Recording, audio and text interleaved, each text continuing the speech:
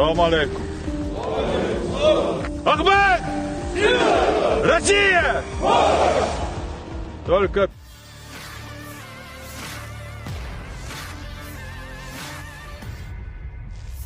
para pejuang CESNYA dari Resimen Operasional ke-96 Oblast Kaukasus Utara FNG Federasi Rusia dikerahkan ke zona NVO.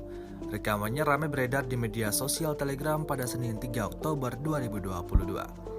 Seperti yang dicatat oleh Ramzan Kadyrov, unit-unit tersebut diwakili oleh tentara berpengalaman eksklusif dan mereka yang selalu berpartisipasi dalam bentrokan operasi militer khusus.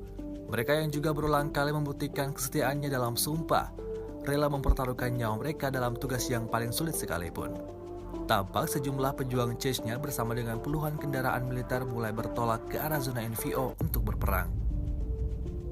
Sejauh ini selama invasi berlangsung, Rusia secara total merilis 310 pesawat Ukraina, 155 helikopter dan 2.134 kendaraan udara tak berawak serta sistem rudal anti pesawat dieliminir oleh pasukan Vladimir Putin. Sementara itu dari kubu Kiev, Kementerian Pertahanan Ukraina melaporkan 500 tentara Rusia dieliminir dalam sehari terakhir. Terima kasih sudah nonton, jangan lupa like, subscribe, dan share ya!